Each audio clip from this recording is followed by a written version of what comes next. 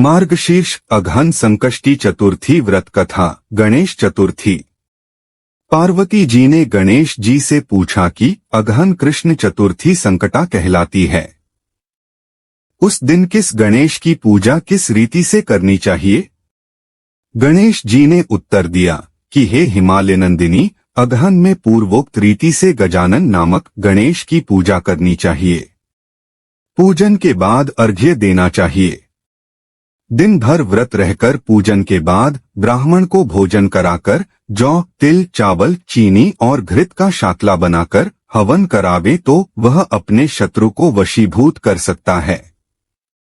इस संबंध में हम तुम्हें एक प्राचीन इतिहास सुनाते हैं। प्राचीन काल में त्रेतायुग में दशरथ नामक एक प्रतापी राजा हो चुके हैं। वे राजा आखेट प्रिय थे। एक बार अनजाने में ही उन्होंने एक श्रवण कुमार नामक ब्राह्मण का आखेट शिकार करने में वध कर दिया।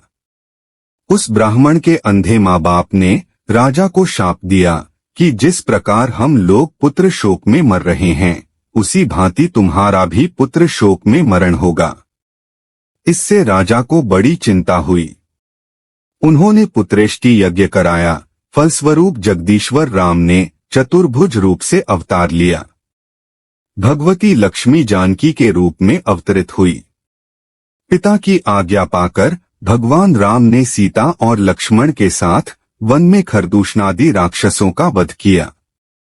इससे क्रोधित होकर लोगों को रुलाने वाले रावण ने सीता जी का अपहरण कर लिया। सीता जी के वियोग में भगवान रामचंद्र जी ने पंचवटी त्याग कर दिया और ऋष्यमुख पर्वत पर पहुंचकर सुग्रीव के साथ मैत्री की। तत्पश्चात सीता जी की खोज में हनुमान आदि वानर तत्पर हुए। ढूंढते ढूंढते वानरों ने गिद्धराज संपाति को देखा।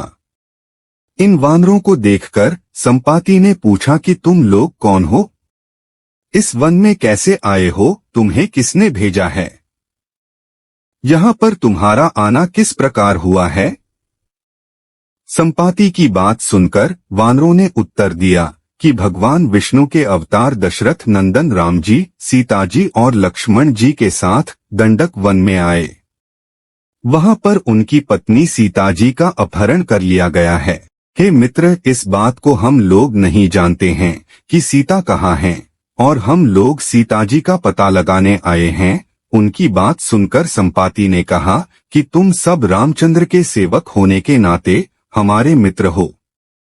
जानकी जी का जिसने हरण किया है और वह जिस स्थान पर है वह मुझे मालूम है। सीता जी के लिए मेरा छोटा भाई जटायु अपने प्राण गंवा चुका है।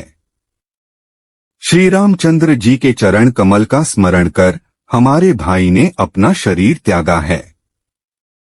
यहाँ से थोड़ी ही दूर पर समुद्र है और समुद्र के उस पार राक्षस नगरी है। वहां अशोक के पेड़ के नीचे सीता जी बैठी हुई है। आप लोगों को उतनी दूर नहीं दिखाई पड़ सकता, लेकिन मेरी दृष्टि तेज है। रावण द्वार अपहरित सीता जी मुझे दिखाई दे रही है। मैं आपसे सत्य कह रहा हूं। सभी वानरों में हनुमान जी अत्यंत पराक्रमशाली हैं। अतः उन्हें वहां जाना चाहिए। अन्य कोई भी इस कार्य में समर्थ नहीं है। संपाति की बात सुनकर हनुमान जी ने पूछा कि हे संपाति, दुस्तर समुद्र को मैं किस प्रकार पार कर सकता हूँ? हमारे सब वानर उस पार जाने में असमर्थ हैं, तो मैं ही अकेला कैसे पार जा सकता हूँ? हनुमान जी की बात सुनकर संपाति ने उत्तर दिया कि हे मित्र, आप संकटनाशक गणेश चतुर्थी का व्रत कीजिए। उस व्रत के प्रभाव से समुद्र को क्षण मात्र में पार कर लेंगे। संपाति के आदेश से संकट चतुर्थी के उत्तम व्रत को हनुमान जी ने किया। हे देवी, इसके प्रभाव से क्षण भर में समुद्र को लांघ गए। इस लोक में इसके समान सुखदायक दूसरा कोई व्रत नहीं है। श्री कृष्ण जी कहते हैं कि महाराज युधिष्ठिर, आप भी इस व्रत को कीजिए। इस व्रत के प्रभाव से आप क्षण भर में अपने शत्रुओं को जीतकर संपूर्ण राज्य के अधिकारी बनेंगे।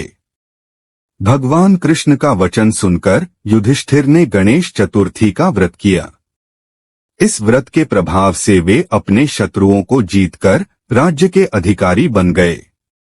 वीडियो अच्छी लगी हो तो प्लीज लाइक एंड शेयर, और अगर आप चैनल पे नए हैं तो सब्सक्राइब जरूर कर लें। धन्यवाद।